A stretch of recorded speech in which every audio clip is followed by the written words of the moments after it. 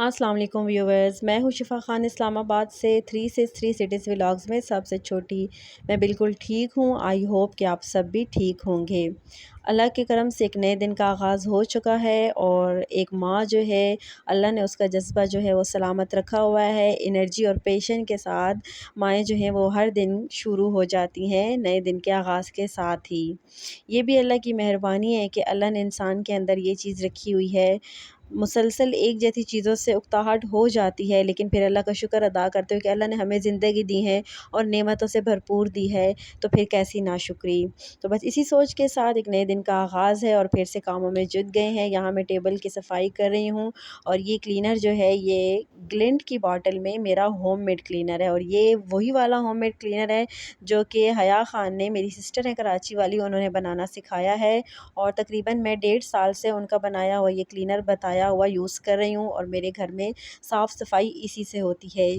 अगर table top है या मेरे किचन एक्सेसरीज़ हैं या मेरे किचन अप्लायंसेस हैं, सारी चीज़ें मैं इसी से साफ़ करती हूँ और चमक उठती हैं। ना तो कोई हार्मफुल इंग्रेडिएंट है इसके अंदर, क्योंकि बच्चे जो हैं वो हर सरफेस को टच करते हैं, तो इस वजह से बाज़ारी जो केमिकल वाले होते हैं उनसे तो ये बहुत बेहतर है और बजट फ्रेंडली भी है। क्योंकि आजकल महंगाई इतनी ज़्यादा, इतने महंगे क्लीनर ख़रीदने का, क्योंकि डेली यूज़ होते हैं तो काफ़ी ज़्यादा क्वांटिटी में यूज़ हो जाता है, तो इससे बेहतर इंसान घर में बना ले, जो कि हमारे किचन के अंदर से ही सारा कुछ मिल जाता है। इसकी जो रेसिपी और रेमेडी जो भी कह लें वो हया ख़ान ने अपनी वीडियो में दी है, हमारे ही चैनल पर है। तो इससे मैं हर चीज़ की क्लीनलीनेस कर लेती हूँ। वाटर डिस्पेंसर हो, मतलब पीने की चीज़ है ना, इसमें से पानी इतना सेंसिटिव है, लेकिन मैं इसी से करती हूँ। इसमें कुछ भी नहीं है, सिर्फ़ सिरका है, पानी है और एक चुटकी जो है वो हमारा जो होता है नॉर्मल खाने का सोडा, मीठा सोडा, वो होता है। अच्छा, किचन के अप्लायंसेस के लिए मैं इसमें डिश वॉश लिक्विड शामिल नहीं करती, वो सिर्फ़ मैं चूल्हे और शेल्फ़ वगैरह की सफाई के लिए करती हूँ। बाकी अप्लायंसेस के लिए मैं इसमें डिश वॉश लिक्विड जो है वो ऐड नहीं करती। तो अभी मेरी बारी आ गई है जी, टेबल जी की टॉप है, उसके बाद डिस्पेंसर के बाद अब आ गया है जी सैंडविच मेकर। इसको भी मैं अच्छे से क्लीन कर लूँगी, क्योंकि ये डेली बेसिस पे यूज़ होने वाली चीज़ है, तो इसका हाइजीनिक और क्लीन होना बहुत ज़रूरी है। देखें, आराम से इसका मैल कुचैल जितना भी होता है, जितना ग्रीस होता है, वो आराम से निकल जाता है। किचन टॉवल के साथ इसको मैं साफ़ कर लेती हूँ और बस अच्छे से इसमें भी इतनी मतलब चमक भी आ जाती है और बिल्कुल साफ़ सुथरा हो जाता है और विदाउट ग्रीस, किसी किस्म की कोई ग्रीस इस पे आपको फिर नज़र नहीं आती जब ये साफ़ हो जाता है। तो बस यही होती है एक माँ की एफ़र्ट, वो अपने बच्चों के लिए, फ़ैमिली के लिए यही चाहती है कि हर चीज़ जो है वो साफ़ सुथरी हो और हाइजीनिक हो। तो इसी वजह से बस हम भी लगे हुए हैं इसी तको-दो में। ख़ैर, आप सुनाइएगा, कमेंट सेक्शन में ज़रूर बताइएगा कि आपकी रूटीन क्या। आज मेरी फुल डे जो है वो किचन की क्लीनिंग रूटीन चलेगी। मैं बताऊँगी आपको, आपके साथ शेयर करूँगी कि मैं किस तरीके से अपना किचन जो है वो मेंटेन रखती हूँ। सिंपल छोटा-सा किचन है, बस उसकी साफ़-सुथराई, जल्दी गंदा भी हो जाता है और फिर जल्दी से सफाई भी हो जाती है। और बच्चों के खाने-पीने के लिहाज से माएँ जो हैं वो बहुत ज़्यादा परेशान रहती हैं, बच्चों को क्या खिलाया जाए हेल्दी हो, क्योंकि आजकल के बच्चे जो हैं वो खाने में बहुत तंग करते हैं और जंक की तरफ ज़्यादा बच्चे जो होते हैं उनका रुझान होता है। तो जंक फूड जो है वो अब ज़ाहिर है बिल्कुल तो बच्चों पे बैन नहीं कर सकते, क्योंकि आजकल का दौर ही ऐसा है कि हर चीज़ की पाबंदी तो लगाई नहीं जा सकती, लेकिन कम से कम दें। अगर आप शुरू से बच्चे को इस चीज़ के साथ जो है ना फ़ैमिलियर नहीं रखेंगे ना, तो बच्चे इस चीज़ के लिए ज़िद भी नहीं करेंगे। मेरे बच्चे हैं, मैंने उनको इन चीज़ों से ज़्यादा फ़ैमिलियर नहीं रखा हुआ। कोल्ड ड्रिंक्स हो गए, फ्लेवर्ड जूसेस हो गए, या फिर ये बाहर के बर्गर्स, पिज़्ज़ाज़, ये हम खुद तो खा लेते हैं, वो भी कभी-कभार, ज़्यादा नहीं, क्योंकि आपको पता है जंक फूड के कितने ही ज़्यादा जो है वो नुकसान है हमारी हेल्थ के लिए। और अगर हम ज़्यादा खाएँगे तो डेफ़िनेटली हमारे बच्चे इसी चीज़ से फ़ैमिलियर होंगे और हमें देखते हुए बच्चे भी वही करेंगे। वैसे ही होता है, जो हम सिखाते हैं बच्चों को बोल-बोल के, वो बच्चे नहीं सीखते, जो हम करते हैं बच्चे सिर्फ़ वही सीखते हैं। तो एज़ अ पेरेंट जो हम करेंगे बच्चे वही हमसे अडॉप्ट करेंगे। तो फिर हम खुद तो ये सब कुछ करें और जब बच्चों की बार आए तो हम उन पे पाबंदियाँ लगाएँ, तो फिर बच्चे कैसे इस चीज़ को जो है वो एक्सेप्ट करेंगे या अडॉप्ट करेंगे। यहाँ देखिए, मैं अपने चूल्हे की सफाई कर रही हूँ। स्टेनलेस स्टील का जो चूल्हा होता है ना, वो जलने का भी ख़तरा होता है और काफ़ी दफ़ा ये जल जाता है और फिर इसको साफ़ करना बहुत मुश्किल होता है। तो बस ये मैं इसी क्लीनर से करती हूँ। इसके अंदर थोड़ा-सा डिश वॉश लिक्विड ऐड कर देती हूँ और उसी क्लीनर के अंदर तो बस ये मेरे चूल्हे की भी सफाई हो जाती है, अच्छे से चमक जाता है, साफ़-सुथरा हाइजीनिक हो जाता है। ख़ैर, ये तो सब डेली रूटीन की बात है, ये चलती ही रहती है। तो बच्चों के खाने के हवाले से बात हो रही थी, बच्चों को क्या खिलाया जाए, क्या ना खिलाया जाए।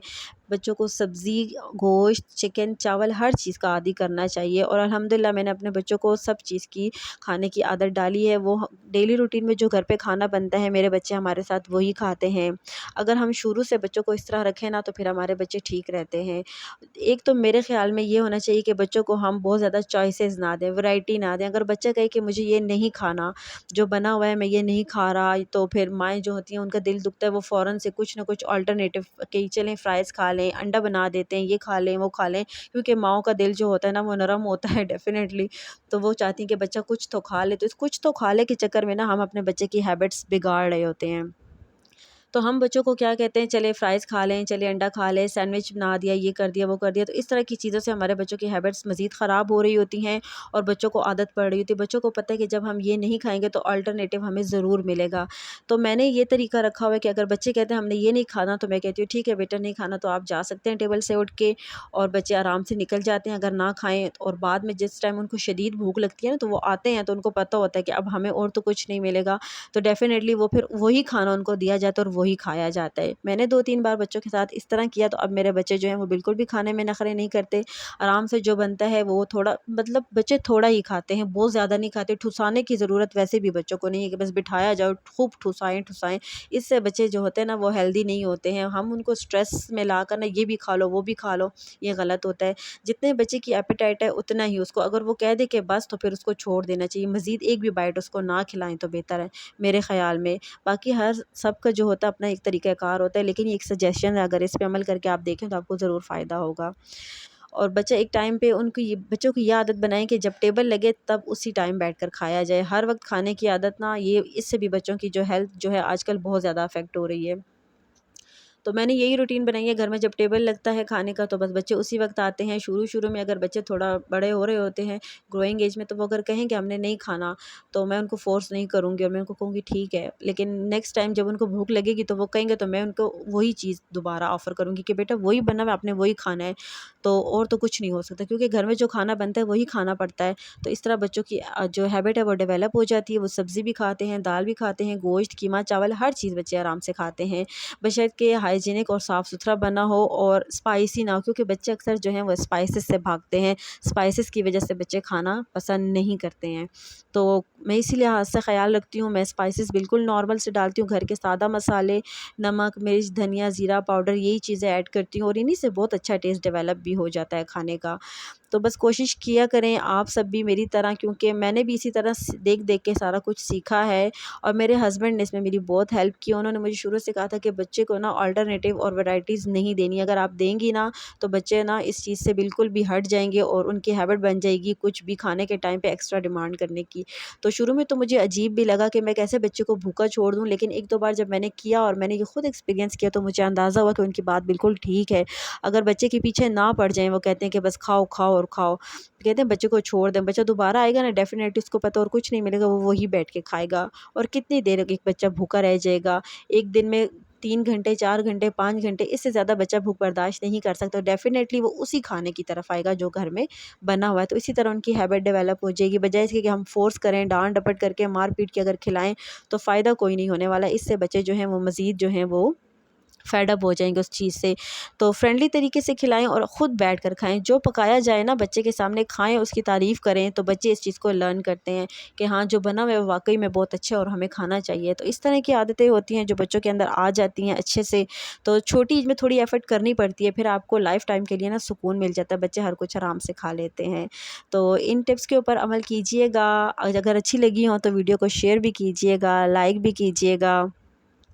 ये था मेरा आज का व्लॉग और मैंने बनाया था मज़ेदार स्पिनच और हम सब ने एंजॉय किया था और लस्सी मेरी मोस्ट फेवरेट है नमक वाली, तो उसी के साथ हमने खाया था। अच्छा, व्लॉग और वीडियो अच्छी लगी हो तो लाइक शेयर और कमेंट ज़रूर कीजिएगा। चैनल को ज़रूर सब्सक्राइब कर लें।